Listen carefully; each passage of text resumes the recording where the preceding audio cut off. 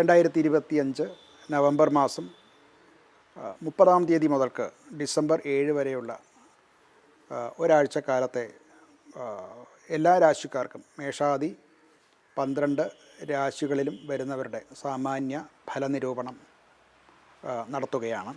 ഗ്രഹസ്ഥിതി പറഞ്ഞാൽ സൂര്യനും കുജനും വൃശ്ചികത്തിലാണ്. ഡിസംബർ 6-ന് അത് കുജൻ ധനുവിലേക്ക് മാറും.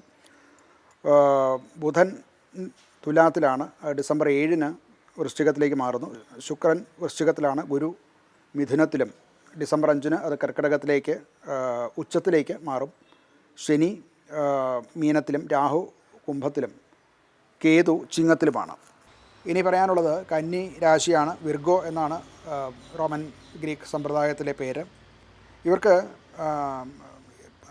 ഡിസംബർ 5 വരെ അവരെന്ത് പ്രവൃത്തി നടത്തിയാൽ തന്നെയും അത് പൂർണ്ണമാവില്ല, വ്യാഴത്തിൻ്റെ അനുകൂലമല്ലാത്ത അവസ്ഥ കൊണ്ട്. എന്നാൽ ഡിസംബർ 5-ാം തീയതിക്ക് ശേഷം ഗുരു 11-ലേക്ക് വരുമ്പോൾ ചെയ്ത പ്രവർത്തികളുടെ ഫലം അവർക്ക് ഉണ്ടാവുന്നതാണ്. അതുപോലെ ആഗ്രഹങ്ങളും താല്പര്യങ്ങളും ഒക്കെ സംരക്ഷിക്കപ്പെടും, അത് പൂർത്തീകരിക്കുകയും ചെയ്യും. ചില ജോലിയിലും മറ്റുള്ളവർക്ക് പ്രൊമോഷൻ കിട്ടാനും അതുപോലെ ചില റിവാർഡുകൾ കിട്ടാനും ഒക്കെയുള്ള സാധ്യത കാണുന്നുണ്ട്. ധനപരമായിട്ട് ഈ കമ്മീഷൻ വ്യവസ്ഥയിൽ ജോലി ചെയ്യുന്നവർ, അതുപോലെ ഷെയർ മാർക്കറ്റിൽ ജോലി ചെയ്യുന്നവർ, അവർക്കൊക്കെ അനുകൂലമാണ്. എന്നാൽ ധനപരമായിട്ടുള്ള വരവ് 6-ാം തീയതിക്ക് ശേഷം ചിലവ് വളരെ കൂടുതലാകും. അത് കുറച്ച് നിയന്ത്രിക്കേണ്ടതാണ്. അങ്ങനെ നിയന്ത്രിക്കുകയാണെന്നുണ്ടെങ്കിൽ ധനപരമായിട്ട് അവർക്ക് അനുകൂലമായിട്ടുള്ള ഒരു ആഴ്ച തന്നെയാണ്. ആരോഗ്യപരമായിട്ട് തലവേദന ഉണ്ടാകാൻ സാധ്യതയുണ്ട്. കണ്ണിന് ഉള്ള ചില പ്രശ്നങ്ങളും കണ്ണ് സംബന്ധമായിട്ടുള്ള ചില രോഗങ്ങളും ഒക്കെ വരാം.